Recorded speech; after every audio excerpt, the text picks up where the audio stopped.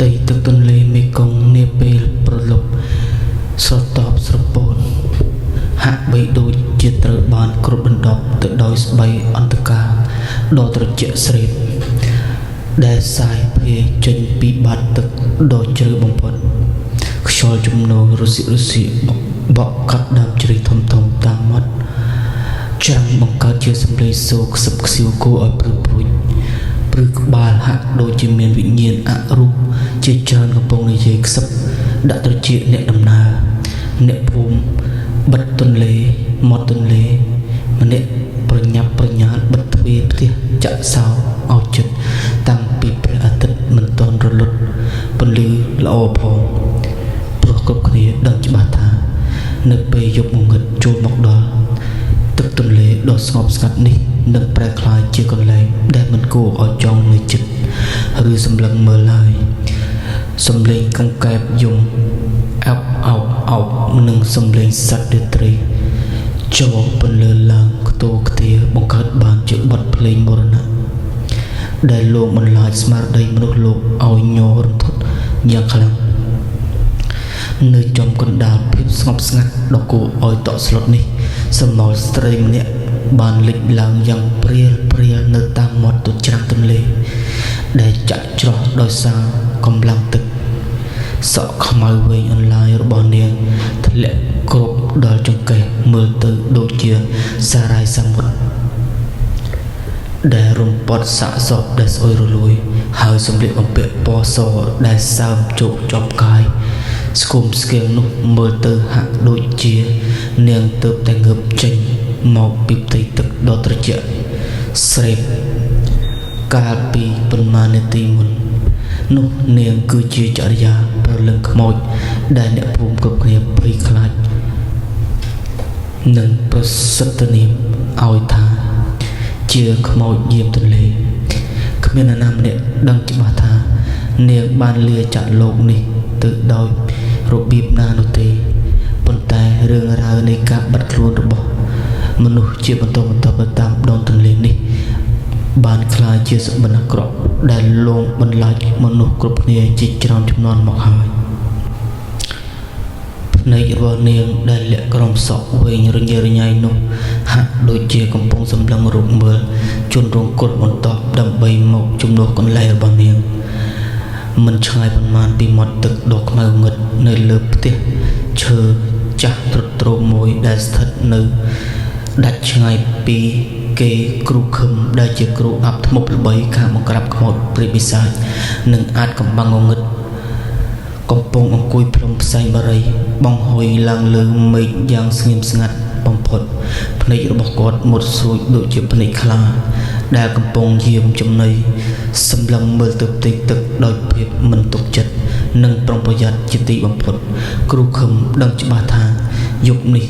thà một bol ạ với chấm miền được bỏ trả ra căn tay khlang khla hơi làng khóc bị thầm đa cọt bàn thiệp trong đài cùng thừa bị đại tức rùm nâng sai trong kẻ cà phê khuôn giang sầm răng chỉ tì bằng bột nè mình toàn tay chia pro lưng đài vùng bình plơ thầm đa nốt tì kru khum ro u không chất tích tích khăn nạ đẹp say bari sốt ở cùng một bọc cốt rồi sắt từ tam xol chụp từ rồi tự đào đại trả ra cặp bông trôi diêm giang ra không bê chưa mùi kia nụ đá nơi ai vọt aram đại thật từ lửa tuột có bài phù lục ta chân đại chiếc từ song chắc vô sao miền sơ thọ có bông nâng cho tì cơ rộp skara này bông tương lai công pong ông cùi tăng samadhi yang ngọc sạch nơi không bê bồ ran xâm lên sốt thọ môn áo cùng ca bê bảo lục ta chân bọn lưu lăng tích bật tay về bộ bình tự đòi ông nai tự chạy tự chung đại chui tục tol nâng ca nâng lộ này phê bê lại đại công pong cốp đần đọc bông thàn lục ta chân đằng tam rồi dễ nhiên samadhi thà chất công nứt bảo trả ra nơi tay chạy rô rì đôi plương nô rộ mình toàn ai rung đỏ ôi tức căn sẽ có thể phục bàn lại lục ta chân độ đồng hào thông đòi cái đây xong với chia buồn bê rồi bạc bên này làmยืดđòi cái đây mê ta thò lục ta chân đăng thà xong krem rồi viên vĩnh nhiên ដែលពោពេញទៅដោយគំនុំសងសឹកនិងអ្នកការពារភូមិកំពុងតែផ្ដើមឆាប់ចេះឡើងបន្តិចម្ដងក្នុងរាត្រីស្ងប់ជ្រងំនេះហើយភាពស្ងប់ស្ងាត់នៃរាត្រីនេះមិនមែនជាភាពសុខសាន្តរបស់អ្នកភូមិនោះឡើយប៉ុន្តែវាគឺជាសញ្ញាព្រមាននៃព្យុះសង្គ្រាដែលជិតមកដល់យ៉ាងពិតប្រាកដសំឡេងទឹកទន្លេបក់ប៉ះមាត់ច្រាំងឬសូរខ្ពក់ខ្ជក់ហាក់ដូចជាសំឡេងដណ្ដើមដង្ហើមធំរបស់បិសាចដែលកំពុងរងចាំហែកស៊ីសាច់ហត់ឈាមមនុស្សដែលងងខ្លាំងចរិយាបានងើបមុខឡើងយឺតសម្លឹងមកកាន់ភូមិដោយភ្នែកក្រហមជ្រាលដូចឈាមស្រស់នាងមិនមែនត្រឹមតែយាមទន្លេដើម្បីការពារអ្វីមួយនោះទេប៉ុន្តែនាងកំពុងរងចាំការវិលត្រឡប់របស់នរណាម្នាក់ដែលបានជំពាក់កម្មពីរំដ៏ធ្ងន់ធ្ងរជាមួយនាងការពីអតីតជាតិដ៏ជឿជាក់បំផុតកិច្ចការរបស់គ្រូខឹមក្នុងការបង្ក្រាបវិញ្ញាណកំណាចនិងប្រើធម៌មេត្តារបស់លោកតាច័ន្ទដើម្បីរំដោះគ្រោះភ័យនិងត្រូវប្រឈមមុខជាមួយនឹងអាចកំបាំងខ្មៅងងឹតដែលលាក់កប់នៅក្រោមបាតទន្លេមេគង្គនេះដែលមិនទាន់មាននរណាម្នាក់ហ៊ានកកាយអស់រយៈពេលជាច្រើនទសវត្សរ៍មកហើយកម្មផលចាប់ផ្ដើមដំណើរការហើយវិញ្ញាណចរិយាក៏ចាប់ផ្ដើមចេញសកម្មភាពដេញតាមរោគយុទ្ធធម៌របស់នាងវិញក្នុងភាពងងឹតគ្រប់ដណ្ដប់លើផ្ទៃទឹកទន្លេមេគង្គដែលហាក់បីដូចជាស្ងប់ស្ងាត់ប៉ុន្តែនៅក្រោមរលកទឹកដ៏ត្រជាក់ស្រីបនោះមានវិញ្ញាណរបស់ចរិយាកំពុងតែរសាត់អណ្ដាតចេញមកបណ្ដាសម្រែកនៃខ្យល់យប់ដែលបក់កាត់ដើមជ្រៃធំនៅតាមមាត់ច្រាំងពន្លឺឡើងដូចជាសម្លេងយំសោករបស់មនុស្សស្រីដែលរងទុក្ខវេទនាបំផុតវិញ្ញាណរបស់នាងមិនមែនគ្រាន់តែជាផ្សែងអាប់នោះទេប៉ុន្តែវាបានកកកុញទៅដោយធម្មពលអវិជ្ជមានដែលធ្វើឲ្យទឹកទន្លេនៅជុំវិញខ្លួននាងប្រែជាខ្មៅងងឹតដូចទឹកខ្មៅកែភ្នែករបស់ចរិយាដែលធ្លាប់តែមានភាពបក់ក្ដៅនិងពោពេញទៅដោយក្តីសង្ឃឹមកាលពីនាងនៅមានជីវិតពេលនេះបានคล้ายជាប្រហោងខ្មៅដែលមានពន្លឺក្រហមឆេះងំដូចជាធ្យូងដែលកំពុងឆេះនៅក្នុងចង្ក្រាននរកនាងបានទម្លឹងមើលទៅកាន់ភូមិដោយក្តីចងអាឃាតពេលនេះជាពេលវេលាដែលនាងត្រទាបំណុលកម្មពៀដែលបានជំពាក់ការពីអតីតជាតិយ៉ាងឈឺចាប់នៅត្រើយម្ខាងនៃទន្លេគ្រូខឹមដែលកំពុងអង្គុយតាំងសមាធិនៅលើកន្ទេលចំបើងចំពីមុខអាសនៈតូចមួយដែលមានធូប5សរសៃកំពុងហុយផ្សែងខ្មៅទ្រលំបានដឹងយ៉ាងច្បាស់ថាភាពត្រជាក់ដែលកំពុងលុកលុយរាងកាយរបស់គាត់មិនមែនជាខ្យល់ធម្មតានោះទេគាត់ចាប់ផ្ដើមសូត្រមន្តអាគមការពារខ្លួនយ៉ាងញាប់ស្ញែងដៃទាំងពីររបស់គាត់កាន់ខ្សែសីមាដែលចងភ្ជាប់ទៅនឹងបង្គោលឈើទាំង4ទិសញើសត្រជាក់បានហូរស្រក់ចុះពីចិញ្ចើមរបស់គាត់កាត់តាមថ្ពាល់ដែលជ្រីងជ្រួញចរិយាក៏មិនតចងពៀវិលវល់នៅទីនេះទៀតអីសត្វលោកតែមានកម្មពៀជាខ្លួនគ្រូខឹមបន្លឺឡើងក្នុងចិត្តប៉ុន្តែគាត់ដឹងថានាងមិនងាយនឹងស្ដាប់ឡើយវិញ្ញាណដែលស្លាប់ដោយក្តីអយុត្តិធម៌នឹងមានការចងកំហឹងខ្លាំងបែបនេះត្រូវការបង្ក្រាបដោយមន្តអាគមខ្លាំងក្លា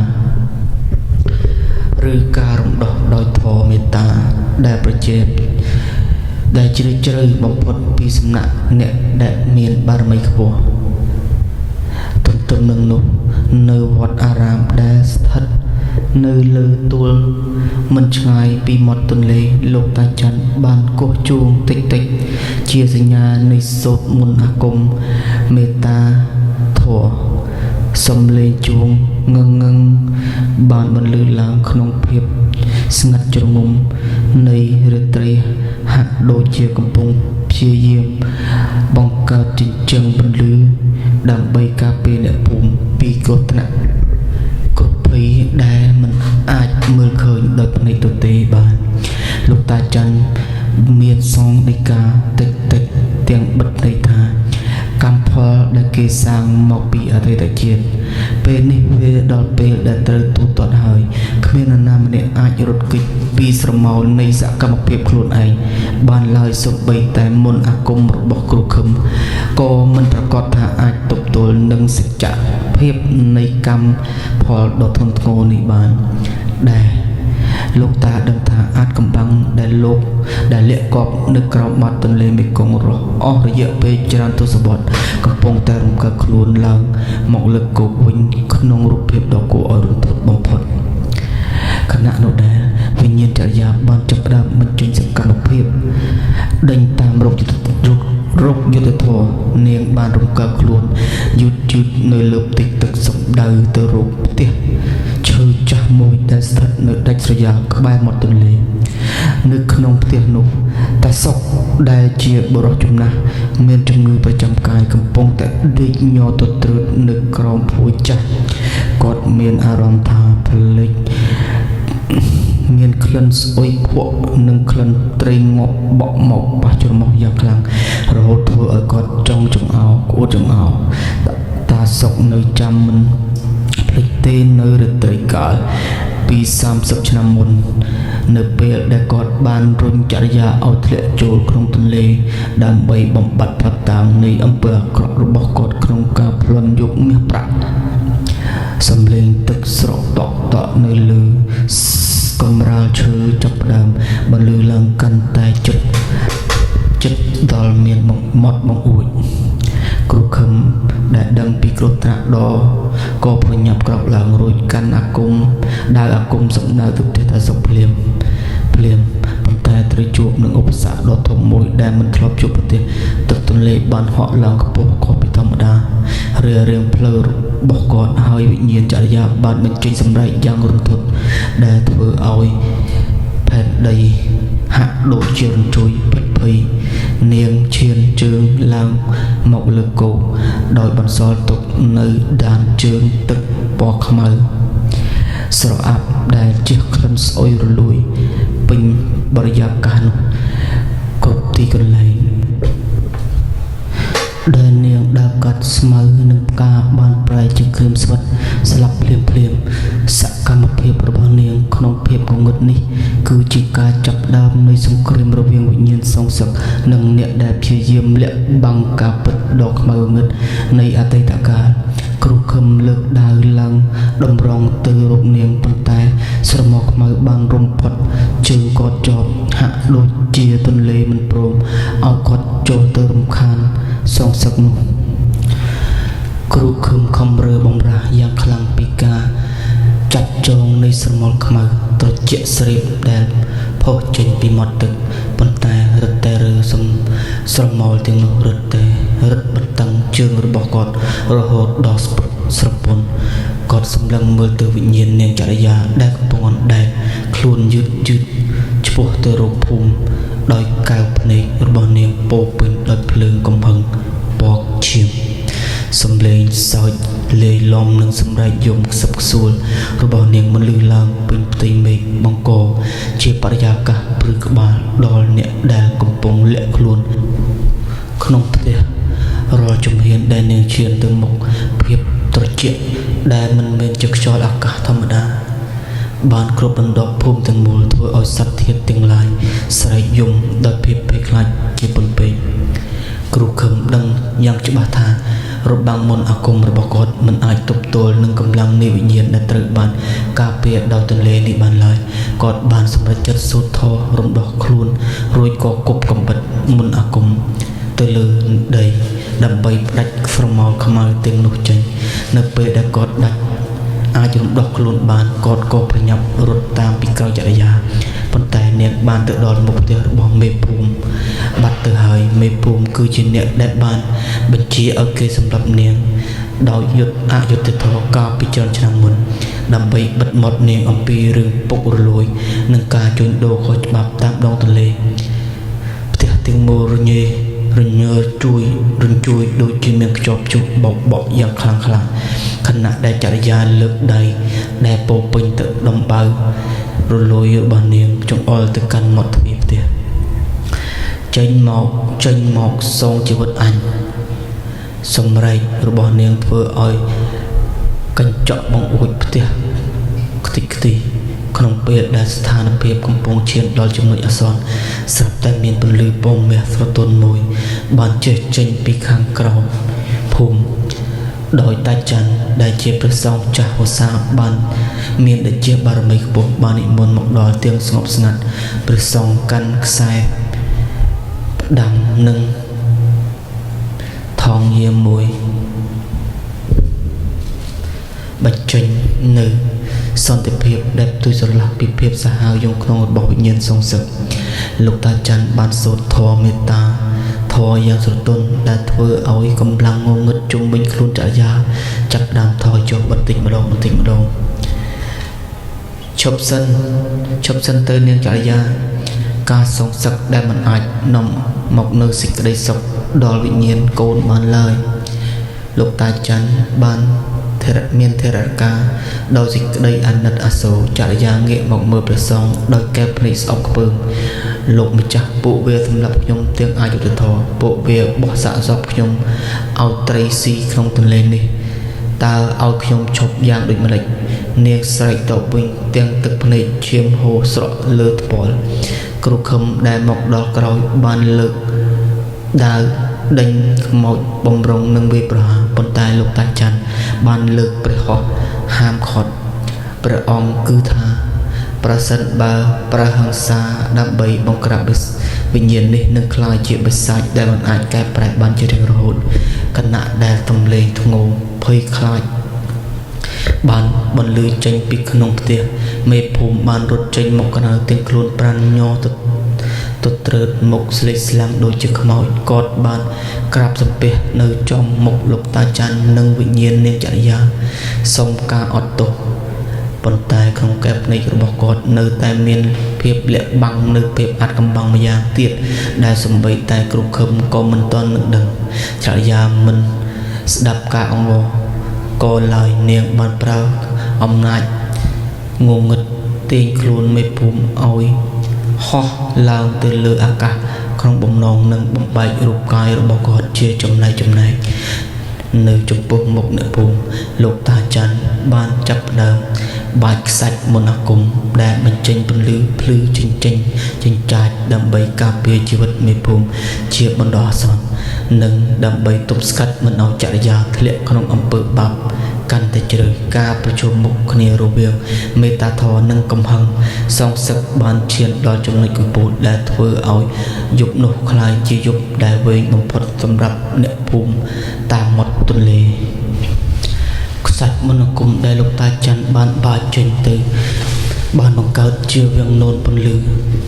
ពណ៌មាសយ៉ាងត្រចះត្រចង់ហុំព័ទ្ធរាងកាយមេភូមិដែលកំពុងត្រដោកខ្យល់នៅលើអាកាសពីការច្របាច់កដោយអំណាចងងឹតសំឡេងស្រែកធ្ងោរបស់ចរិយាបានបន្លឺឡើងពេញមេឃផ្ទៃមេឃលេលំជាមួយខ្យល់ព្យុះដែលបោកបក់មកពីទឹកទន្លេយ៉ាងខ្លាំងក្លាហាក់ដូចជា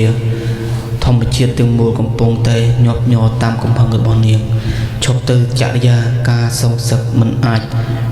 ផ្ដល់យុត្តិធម៌ពិតប្រាកដឲ្យកូនបានឡើយមានតែការលះបង់នៅកំហឹងនេះទេទើបវិញ្ញាណកូនអាចរកឃើញនៅសេចក្តីសុខពិតប្រាកដលោកតាច័ន្ទមានធរការដោយសំឡេងស្ងប់ស្ងាត់ប៉ុន្តែពោពេញទៅដោយអំណាចបារមីដែលធ្វើឲ្យវិញ្ញាណខ្មោចស្រីចាប់ផ្ដើមញាប់ញ័រចរិយាដែលកំពុងមានភ្នែកក្រហមច្រាលដោយកំហឹងនិងសក់វែងអន្លាយបក់រួចតាមខ្យល់បានសម្លឹងមើលមេភូមិដោយចិត្តគំនុំគុំគួនបំផុតរួចក៏ស្រែកតបវិញទាំងអួលដាំកថាយុត្តិធម៌តើលោកតាដឹងទេថាបរិមអ្នកនេះបានធ្វើអ្វីខ្លះមកលើខ្ញុំគាត់មិនត្រឹមតែបណ្ដោយឲ្យខ្ញុំស្លាប់ក្នុងទន្លេដ៏ត្រជាក់នេះទេប៉ុន្តែគាត់គឺជាអ្នកដែលជំរុញខ្ញុំឲ្យធ្លាក់ចូលទៅក្នុងទឹកទន្លេដើម្បីបិទមាត់ខ្ញុំពីរឿងពុករលួយនិងអំពើអាក្រក់របស់គាត់ដែលបានខົບខិតជាមួយពួកឈ្មួញទុច្ចរិតក្នុងពេលជាមួយគ្នានោះ គ្រូខឹមដែលចូលនៅក្បែរនោះស្រាប់តែមានអារម្មណ៍ថាដីក្រោមជើងរបស់គាត់ចាប់ដើមញ័ររញ្ជួយខុសធម្មតាភ្នែកដ៏មុតស្រួយរបស់គាត់បានក្រឡេកឃើញវត្ថុម្យ៉ាងដែលគប់នៅក្រោមគល់ឈើធំក្បែរផ្ទះមេភូមិគឺជាកំប៉ុងដែកតូចមួយដែលចងដោយអំបោះចងដៃពណ៌ក្រហមនិងមានបិទយន្តខ្មៅងងឹតដែលកំពុងបញ្ចេញផ្សែងអាប់អួរនេះហើយជាអាចកំបាំងដែលមេភូមិបានលាក់បាំងគ្រូខឹមបានយល់ភ្លាមថាមេភូមិមិនត្រឹមតែសម្រាប់ចរិយាប៉ុណ្ណោះទេប៉ុន្តែគាត់ថែមទាំងបានជួលគ្រូធ្មប់ឲ្យមកធ្វើពិធីសូត្រអាគមបង្ខាំងវិញ្ញាណរបស់នាងឲ្យនៅយាមទន្លេជារៀងរហូតដើម្បីកុំឲ្យនាងអាចទៅចាប់ជាតិនិងដើម្បីការពារប្រអប់មាសប្រាក់ដែលគាត់បានលាក់ទុកក្នុងបាតទន្លេនោះឯងមេភូមិអើយមេភូមិចិត្តដាច់អីក៏ដាច់ម្លេះគ្រូខឹមមុទានឡើងទាំងក្តុកក្តួលគាត់ប្រញាប់ដកកំបិតបន្ទះអាគមចេញមករួចសូត្រមន្តកាត់ផ្ដាច់ខ្សែចំណងខ្មៅដែលមើលមិនឃើញដែលតភ្ជាប់រវាងកំប៉ុងអាចកំបាំងនោះនិងវិញ្ញាណរបស់ចរិយាភ្លាមនៅពេលដែលខ្សែចំណងវិញ្ញាណត្រូវបានកាត់ផ្ដាច់សំឡេងផ្ទុះមួយយ៉ាងខ្លាំងបានបង្លឺឡើងរាងកាយមេភូមិបានធ្លាក់ចុះមកលើដីយ៉ាងខ្លាំងសន្លប់បាត់ស្មារតីក្នុងទ្រព្យឈាមដែលហូរចេញពីមាត់ចរិយាដែលទទួលបានសេរីភាពពីការបង្ខាំងក៏បានស្រែកយំយ៉ាងខ្លាំងប៉ុន្តែទឹកភ្នែករបស់នាងមិនមែនជាទឹកភ្នែកធម្មតាឡើយវាគឺជាដំណក់ឈាមស្រក់ចុះមកលើដីដែលធ្វើឲ្យស្មៅនៅទីនោះក្រៀមស្វិតភ្លាមខ្ញុំឈឺចាប់ណាស់លោកតាភាពត្រជាក់ក្នុងទឹកទន្លេមិនស្មើនឹងភាពឈឺចាប់ដែលខ្ញុំទទួលបានពីមនុស្សដែលធ្លាប់គោរពនិងស្រឡាញ់ដូចជាឪពុកបង្កើតនោះទេនាងស្រែកទាំងឈឺចាប់ប៉ុន្តែគណៈដែលរូបរាងខ្មោចដែលធ្លាប់តែគួរឲ្យខ្លាចចាប់ដើមប្រែជាមានសភាពស្លេកស្លាំងនិងទន់ជ្រាយប៉ុន្តែពោពេញទៅដោយភាពសោកសៅលើសលប់ទោះជាយ៉ាងណាធម្មពលងឹតដែលត្រូវបានដោះលែងចេញពីកំពង់អាគមបានធ្វើឲ្យផ្ទៃទន្លេដែលនៅក្បែរនោះចាប់ដើមវល់ជាកង់រួចបោកបក់រលកធំមករោគច្រាំងយ៉ាងសាហាវព្រាបផ្សាយបំផុតមេឃដែលធ្លាប់តែងងឹតឥឡូវនេះប្រែជាពណ៌មាសស្រអាប់គួរឲ្យខ្លាចវិញ្ញាណចរិយាមិនបានរលាយបាត់ទៅតាមការសូត្រមន្តរបស់លោកតាច័ន្ទឡើយផ្ទុយទៅវិញនាងបានប្រមូលផ្ដុំធម្មពលដែលសេះសល់ទាំងអស់រួចហោះឆ្ពោះទៅរកមាត់ទន្លេទីកន្លែងដែលជីវិតដ៏កំសត់របស់នាងត្រូវបានបញ្ចប់អ្នកភូមិមាត់ទន្លេទាំងអស់នាំគ្នាភ័យញ័ររន្ធត់ព្រោះពួកគេដឹងថាព្យុះកំណាចពិតប្រាកដមិនទាន់មកដល់នៅឡើយទេយប់ដ៏វែងអន្លាយនេះបានឈានចូលដល់ដំណាក់កាលចុងក្រោយនៅពេលដែលការពិតទាំងអស់ត្រូវបានលាតត្រដាងប៉ុន្តែកំហឹងដែលកប់ជ្រៅក្នុងបាតទន្លេកំពុងតែត្រៀមខ្លួនលេបត្របាក់អ្វីគ្រប់យ៉ាងដែលនៅចំពោះមុខមិនថាអ្នកនោះជាអ្នកមានបុណ្យឬក៏មានបាបឡើយកំហឹងដែលកប់ជ្រៅក្នុងបាតទន្លេកំពុងតែត្រៀមខ្លួនលេបត្របាក់អ្វីគ្រប់យ៉ាងដែលនៅចំពោះមុខមិនថាអ្នកនោះជាអ្នកមានបុណ្យឬអ្នកមានបាបឡើយនៅពេលដែលវិញ្ញាណរបស់ចរិយាហោះមកដល់មាត់ច្រាំងផ្ទៃទឹកទន្លេដែលធ្លាប់តែហូរយឺតបានប្រែជាវិលបង្កើតជាខ្យល់គួចយ៉ាងសាហាវឃោឃៅបំផុតផ្ទៃមេឃដែលខ្មៅងងឹតស្រាប់តែមានផ្លេកបន្ទោលឆ្មាខ្វាត់ខ្វែងពេញអាកាសហាក់បីដូចជាធម្មជាតិទាំងមូលកំពុងតែដាស់តឿនពីគ្រោះមហន្តរាយដែលជិតឈានចូលមកដល់អ្នកភូមិមាត់ទន្លេម្នាក់នាំគ្នាអុជធូបសុំសេចក្តីសុខប៉ុន្តែផ្សែងធូបទាំងនោះត្រូវបានខ្យល់ព្យុះបក់កំទេចចោលភ្លាមគ្មានសល់សូម្បីតែដានគ្រូខឹមដែលកំពុងតែឈរនៅមាត់ទឹកទាំងទឹកមុខស្លេកស្លាំងបានព្យាយាមលើកកំបិតអាគមរបស់ខ្លួនឡើងដើម្បីសូត្រមន្តការពារខ្លួនជាចុងក្រោយប៉ុន្តែអ្វីហាក់ដូចជាហួសពេលទៅហើយព្រោះធម្មពលរបស់ចរិយានៅពេលនេះមិនមែនជាធម្មពលខ្មោចធម្មតាឡើយវាគឺជាកម្លាំងនៃកំហឹងដែលរួមបញ្ចូលជាមួយអំណាចអាចកំបាំងនៃបាតទន្លេទឹកទន្លេបានបាញ់ឡើងពោះត្រដែតរួចប្រែរូបរាង ទៅជាដៃដុតធំសម្បើមួយចាប់ទាញជើងរបស់គ្រូខឹមយ៉ាងខ្លាំងគ្រូអាគមរូបនេះបានស្រែកដងហើយរោគជំនួយទាំងរន្ធត់ប៉ុន្តែគ្មានណាម្នាក់ហ៊ានចូលទៅចិត្តឡើយនៅខណៈនោះនាងវិញ្ញាណចរិយាបានលេចកាយឡើងធំសម្បើមមុខគាត់ដោយភ្នែករបស់នាងក្រហមឆ្អៅដូចជាភ្លើងរក់ហើយសក់វែងរបស់នាងរញ៉េរញ៉ៃពេញទិញមុខដ៏សែនគួរឲ្យខ្លាចអ្នកឯងត្រូវតែសងនឹងជីវិតចំពោះអ្វីដែលអ្នកឯងបានធ្វើមកលើខ្ញុំសម្លេងរបស់នាងលន់ឮសូរដូចជារន្ទះបាញ់កាត់តាមសូរខ្យល់ព្យុះនៅចំពោះមុខអ្នកភូមិដែលកំពុងតាមដានទាំងដងហើបញាប់ស្ទើរតែដាច់ខ្យល់រូបភាពអតីតកាលដ៏ខ្មៅងឹតត្រូវបានលាតត្រដាងឡើងក្នុងអបទឹកពួកគេបានឃើញយ៉ាងច្បាស់ថាគឺលោកគ្រូខឹមនេះឯងដែលជាអ្នកញុះញង់ចរិយាឲ្យធ្លាក់ចូលក្នុងទឹកទន្លេកាលពីយប់ដែលនាងបានបាត់ខ្លួនដើម្បីបិទមាត់នាងបន្ទាប់ពីនាងបានដឹងថាគាត់ជាអ្នកនៅពីក្រោយការលួចវត្ថុស័ក្តិសិទ្ធិរបស់ភូមិការពិតដែលកប់ក្រោមបាតទន្លេជាច្រើនខែមកនេះបានលេចចេញមកយ៉ាងច្បាស់ក្រឡែតធ្វើឲ្យអ្នកភូមិម្នាក់ហួសចិត្តនឹងខឹងសម្មាចំពោះទង្វើលោកគ្រូអាគមបោកប្រាស់រូបនេះក្នុងអំឡុងពេលដែលគ្រូខឹមចិត្តនឹងត្រូវទឹកលេបបាត់លោកតាច័ន្ទបាននិមន្តមកដល់មាត់ច្រាំងទាំងកាយវិការស្ងប់ស្ងាត់បំផុតព្រះអង្គបានគ្រវីផ្លិតរួចសូត្រមន្តអាគមមេត្តាធម៌ក្នុងសំឡេងយ៉ាងស្រទន់ដែលមានអំណាចអាចទម្លុះទម្លេងនៅសំឡេងព្យុះភ្លៀងបានយ៉ាងអស្ចារ្យចរិយាកូនស្រីការសងសឹកនឹងមិននាំកូនទៅកាន់ទន្លែងដែលមានសេចក្តីសុខឡើយកម្មផលបានមកដល់ច្បាស់របស់វាហើយចូលកូនដោះលែងចិត្តគំនិតនេះទៅដើម្បីឲ្យវិញ្ញាណរបស់កូនបានស្ងប់សម្ដីរបស់លោកតាច័ន្ទហាក់ដូចជាទឹកត្រជាក់ដែលចាក់ស្រោចទៅលើភ្លើងកំហឹងរបស់រូបរាងដ៏គួរឲ្យខ្លាចរបស់ចរិយាចាប់ផ្ដើមប្រែប្រួលបន្តិចម្ដងត្រឡប់មកជាសភាពដើមវិញដែលជាក្មេងស្រីដ៏ស្លូតបូតម្នាក់នាងបានសម្លឹងមើលទៅលោកតាច័ន្ទទាំងទឹកភ្នែករួចក៏សម្លឹងមើលទៅអ្នកភូមិជាចុងក្រោយភ្លាមនោះទឹកទន្លេបានស្រកចុះទៅជាធម្មតាវិញយ៉ាងអស្ចារ្យប៉ុន្តែឯលោកគ្រូខឹម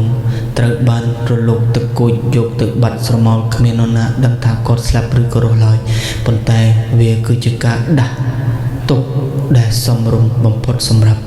មនុស្សចិត្តខ្មៅដូចជាគាត់វិញ្ញាណរបស់ចរិយាបានសំពះលាលោកតាច័ន្ទរួចក៏រលាយបាត់ទៅក្នុងឱកាសស្ថិតដ៏ត្រជាក់នៃព្រលឹមស្រាងមេឃចាប់ដើមភ្លឺច្បាស់ពលឺព្រះអាទិត្យពណ៌មាសបានជះត្រចះត្រចង់មកលើផ្ទៃទឹកទន្លេដែលលើនេះប្រែជាស្ងប់ស្ងាត់និងមានសោភ័ណភាពដូចជាដើមវិញអ្នកភូមិទាំងអស់បានសម្រេចចិត្តសាងសង់ខ្ទមអ្នកតា